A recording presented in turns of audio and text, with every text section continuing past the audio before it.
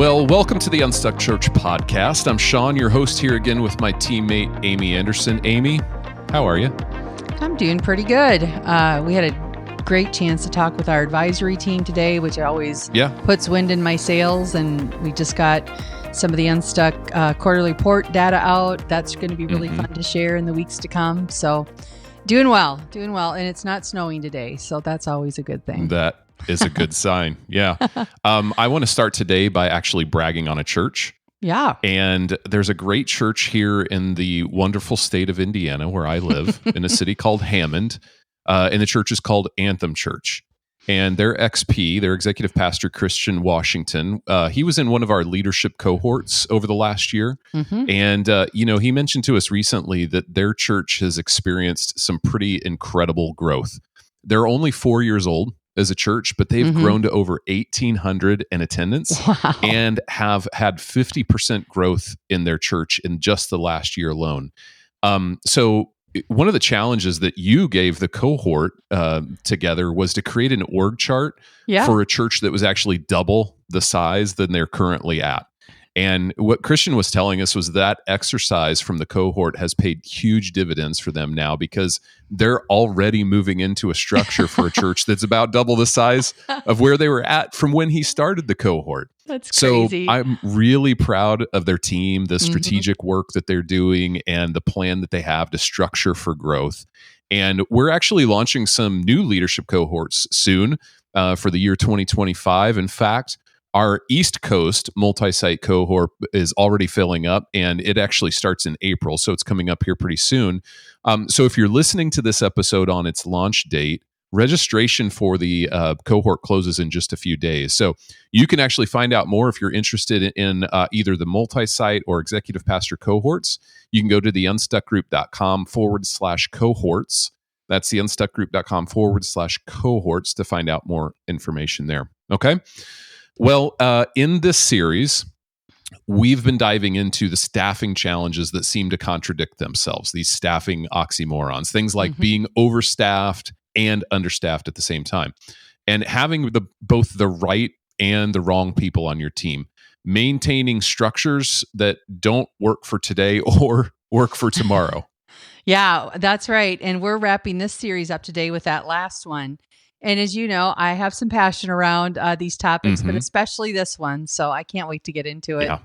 Well, let's jump right in then. This last oxymoron happens when a church says something like, the structure we have isn't right for where we're going, but it also isn't right for where we are today. It really hasn't ever worked, but we just kind of keep working it. Oh, I have been part of teams and worked with teams that have been in that situation for a long time. So yeah. The tension we're talking about today is that the senior leaders are sensing that the church is not staffed for today, right? Something feels off. Workloads are uneven. Ever seen that on a team? You're having lots of meetings after the meeting, but you also don't feel staffed for tomorrow either. And maybe you're going multi-site like you just mentioned, or you have no idea how that initiative will impact your staff roles or your staff structure. And then they feel like, how do we fix this? And where do we even begin when you're in those seasons? You know, I remember you just mentioned the cohort. And I think this was the one that XP was in. We kicked it off the fall of 2023. And we kicked off this year-long XP cohort. And one church there sent 4 of their leaders to that cohort. All super sharp guys. And none of them were actually the XP. And in some ways, they all had parts of that role. So they all came together. And through our day and a half of content on site together, they were very engaged, asked lots of questions. But when we got to the structure part of our content, that's where they all got quiet and just leaned in. This was their source of stuckness. They lacked clarity organizationally around decision-making, who should be leading what. And like Christian, they were in one of these crazy seasons of growth, 35% growth, I think, at the time. By the way, I just met with this team yesterday. They grew 67% year over year last year. Oh my gosh. I know. Wow. So all that to say, they had all these feelings. And I actually did one-on-one interviews with each of them preparing for their staffing and structure review. They all felt like so helpless. Like they didn't know what it was that needed to change. And when you're in these seasons, when you feel like your structure isn't right for today or for what's next, I hear questions like this, like who gets to make this decision or that decision? Or in these seasons, again, we don't pause. So we're just like, well, could this person or that role do this or and that?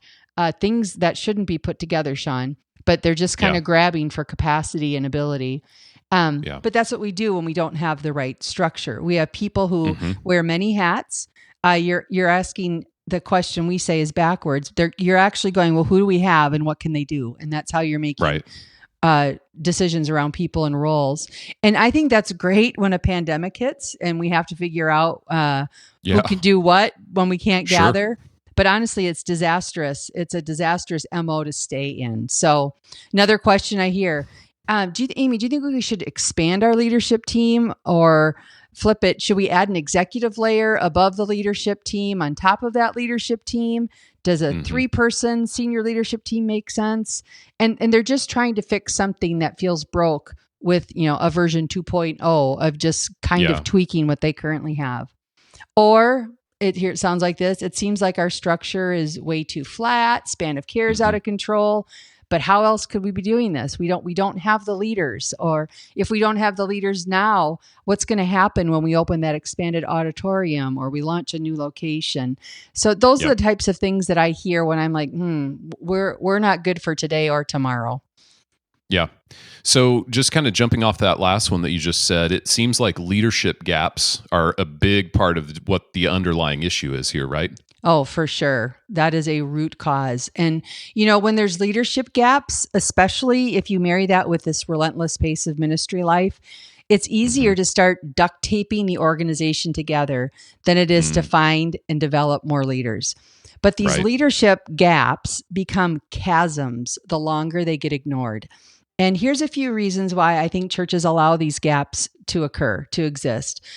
The first thing is they don't sense when the cracks start to show. In other words, no one's really paying attention to the signals that would tell them that they have a leadership gap. Some of the metrics that we encourage churches to track would help, like percent budget spent on staff. If that's starting to exceed 55%, you're probably hiring roles that should be filled by volunteers. Yeah. Or another metric is the attendee to staff ratio, which defines, we hire one full-time person for every blank number of people in attendance. You just take your FTEs, you divide that into your attendance to get it. If that number is trending below the benchmark of 75, you might be hiring too many doers and not enough equipping leaders on your team. Two other volunteer metrics would reveal a crack. First, the percentage of adults and students serving, which we know right now is lower since coming out of COVID. I think it's hovering around 35%. Well, that should be around 50 to 55%. And the second volunteer metric is just how many volunteer leaders you have engaged in the church. And the benchmark there is 1 volunteer leader for every 10 people that attend your church. The lower that percent serving number is, and the higher your volunteer ratio is, the more likely you have an unhealthy body of Christ at your church, because believers are not using their gifts to build the body up, as it's described in 1 Corinthians 12. So those are some, they may have a sense, but they didn't pay attention to when those cracks started. The second reason I think they let this occur is because they're maybe just a little blind to leadership lids on their team. For the senior pastor, the further they get removed from the day-to-day leadership of the team, the more they feel the tension of leadership gaps, but they don't really have visibility to discern what the source of the tension is. And here's what I know. Many churches are not very disciplined in defining what they expect their leaders to do or how to evaluate their leaders' capacity, their leadership capacity. These are people in leadership roles. And honestly, with no definition of what we expect from our leaders and no evaluation, you're blind to a growing problem that really could be your growth lid soon when we don't have the adequate leadership gifts on our team.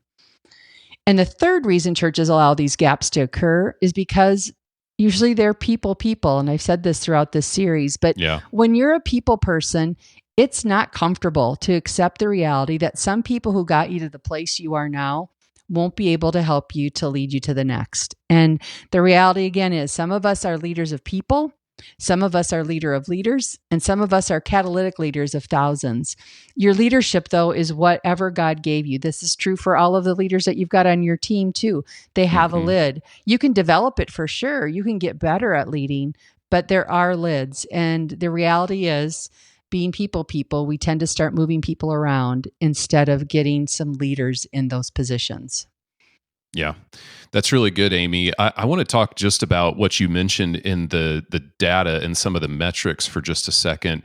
It's been interesting for us to kind of follow the growth pattern of churches, and even looking back to, I think it was August of 2022, where we saw churches start to rebound from COVID and growth to start to happen again. And ever since then, in our reporting, we've seen double-digit percentage growth within churches. Yeah.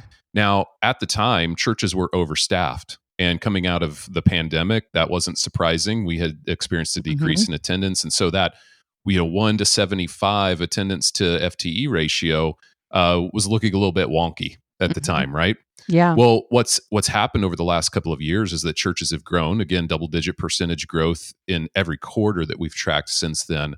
But that staffing metric has not really improved. And in the most recent data, we have some the Unstuck Church report coming out here soon. Again, we found that churches are still staffing at about 1 full-time equivalency for every 53 attenders in their church. And so growth is happening, but it seems like what we're seeing in the data is that we're still continuing to hire to do some of those roles that, like you mentioned, we're most likely should be equipping volunteers and leaders for within our church. So, Amy, how do churches who have the perfect staff structure for never make the right moves to get the right structure for today that also puts them kind of on the right trajectory for where they want to go, where they're sensing God wants them to go for tomorrow? Yeah. And Sean, sharing that data again just reminds me that we probably can't fix this as fast as we want to. Now, our process that we do is 90 days on site, but it'll typically take a church coming out of the staffing and structure anywhere between 4 and 8 months to actually get restructured. So I know for those of you that are in this place, really my punchline here is going to be get comfortable with slower than what you want to do, but let's make the right moves. So here's where I would coach them to start. First, if you haven't done this, look at those key metrics that we just walked through. Before you start planning what your next structure is going to look like, assess your starting point. Without any assessment, here's the deal. You just might be working on the wrong problem. And you're already frustrated that you've been living in this and don't have a plan for what's next. Next, I actually would assess your leaders, and I would assess them against their title and the purpose of their role that you have them in. Meaning, are they accomplishing what their role was created for? So start there, make sure you have a clear win on what you were hiring them to do. And then I want you to assess what level leadership they're having. So are they primarily a doer? Like, where you see them busy and productive is in accomplishing tasks. Okay, that's kind of the definition of a doer. By the way, we need lots of doers in our church. Those are the primary volunteer roles we have throughout our church where we engage people in the work. Right. But assess their leadership. Look at their span of care, what they're leading. And I don't want to say the numbers because this is defined. We often call this a leader of tens, but sometimes we have people who are leading 60 people, but are on their teams, but they're still a leader of tens in how they behave. So I'm talking primarily about behaviors here. Or if I go to the next level, are they effectively leading other people? Meaning, do they recruit and build teams of volunteers? It's no longer what they're doing, but it's what the team is doing. That's someone who is really good at leading other people. Do they delegate tasks? Do they share workloads? Do they set expectations for team members? Are they managing conflict really well? Are they communicating well? Then the next level would be people who are leading other leaders. So not leading people, but leading leaders, meaning these folks are really concerned about leading, caring for, and raising up leaders. They manage the budget. They steward time. They steward money. They measure and evaluate for results. They deal with underperformance. So I would just put them in one of those 3 categories: a doer, a leader of people or leaders of leaders. And then just step back and I would take a look at that landscape. This is where you can probably discover, do we have enough of those higher level leader of leaders? That is often the leadership that's missing at churches that I work with. So that's part of the assessment. And then from there, that exercise, it's funny you mentioned it because it was on my mind for this podcast. But like with Christian, what we did with all of those XPs is the homework was create double your attendance and now create an org chart. And how would you structure to lead a church that size? And Christian was great. I remember when he presented, and then we worked through it and gave him some ideas about maybe what he was missing or what he needed. So that's probably in that process. I would draw it out. I would get some input from some of the people that are in your inner circle and that you would trust. But going through that exercise, it gives you just some guardrails isn't the right thing, but handles to hold on to as you're starting to create a new current version of your org chart, because you're going to do it with that double the size of the org chart in mind, because this next restructure should be pointing towards that so that we are building towards something now. And then as you create those roles in that double size org chart, you have to think about what roles do we need that would really multiply our ministry. And we provide some data out there on how average churches spend their full-time equivalents. This would be a good time to pull that chart out, that resource out from our Unstuck Church report, because it'll start to help you understand where are we overstaffed, where are we understaffed. We talked about that a few weeks ago. But this was really helpful for a church I worked with recently, just this fall. They were overstaffed in their ministry area by 4 people. And they were understaffed by 3.5 people in their weekend team. So it gives you a chance to start to right size this. And of course, we've said this for 4 weeks now. You have to do this objectively. You have to do this without names of people in mind.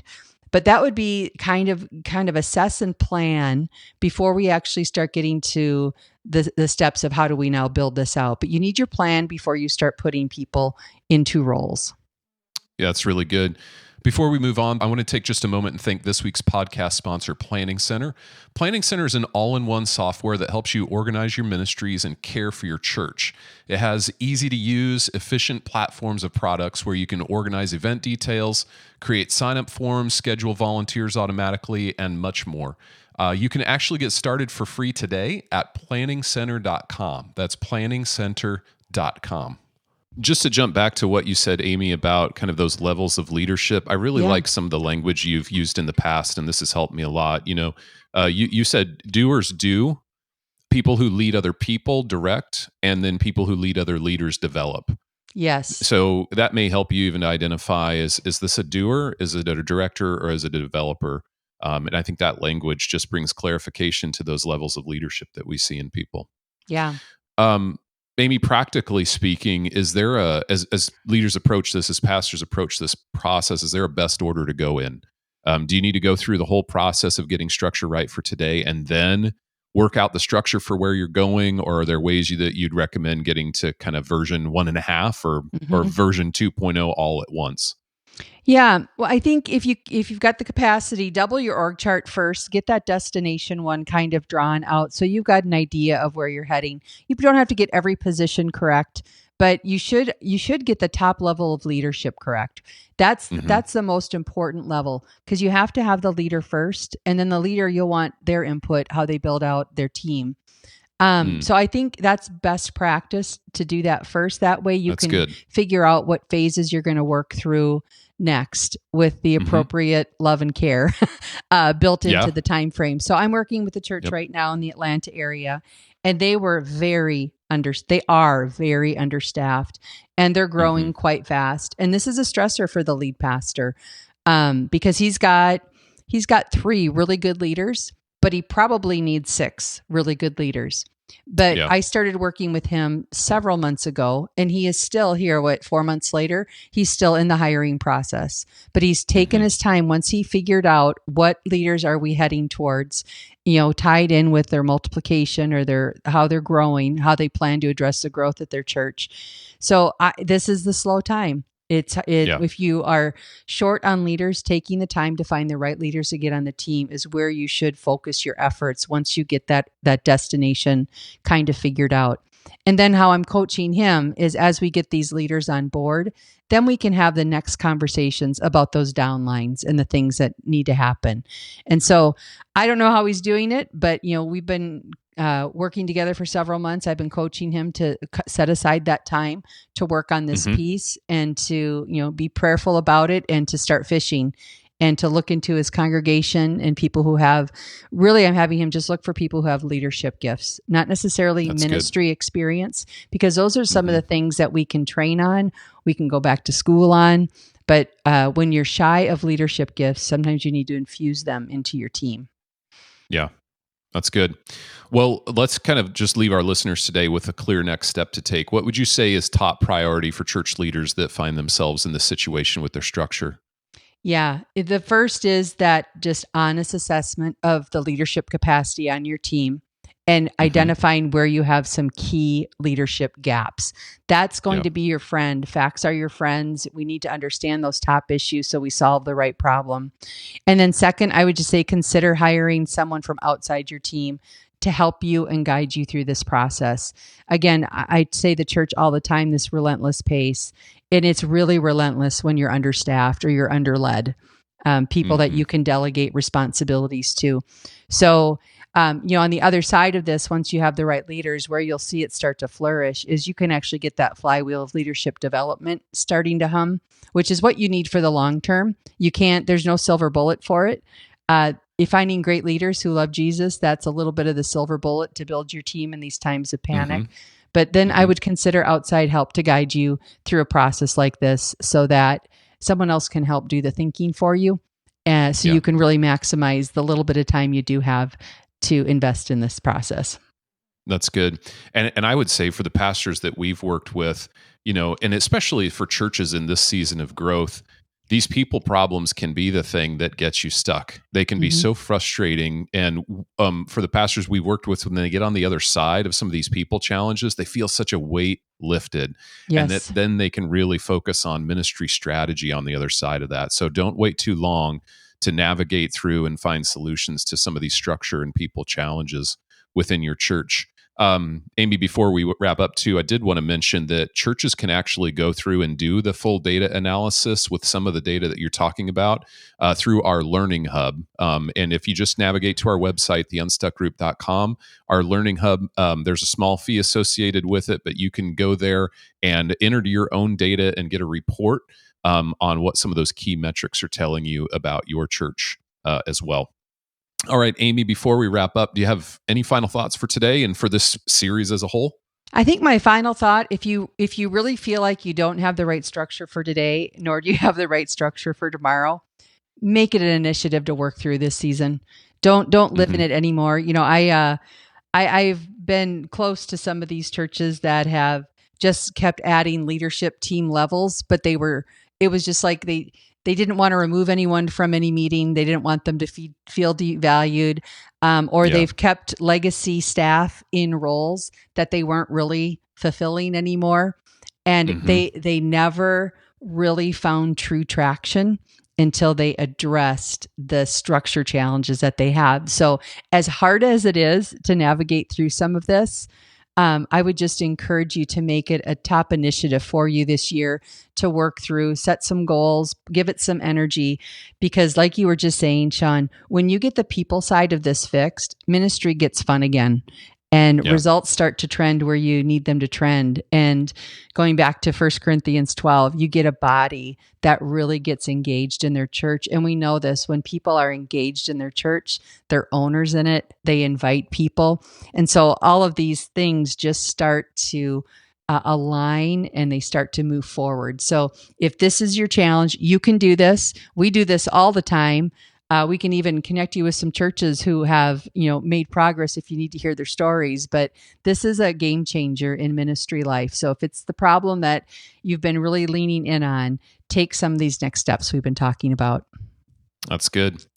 Well, we hope you've enjoyed this series on staffing oxymorons as much as we have. We've enjoyed it. Amy, we've had 2 great series to kick off the year, the 90s Called and now Staffing Oxymorons. At least you and I have enjoyed it.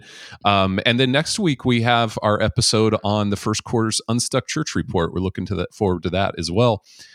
We actually went even deeper in our recent Building a Staffing Master Plan webinar that we did last week. So if you missed it, you can still catch a replay of that in the next few weeks on our YouTube channel. You can sign up to subscribe for our weekly show notes as well in an email that comes out every Wednesday. Sign up for that. You'll be on the list. We'll share the Staffing Master Plan replay with our podcast subscribers in the coming weeks too. You can sign up for that list specifically at theunstuckgroup.com/podcast. And if after listening to the series, you're thinking that you could use some outside support, we'd love to help position your team to do ministry at its highest potential. And you can learn more about our staffing and structure review process at theunstuckgroup.com. Next week, we're back with another episode. So until then, have a great week.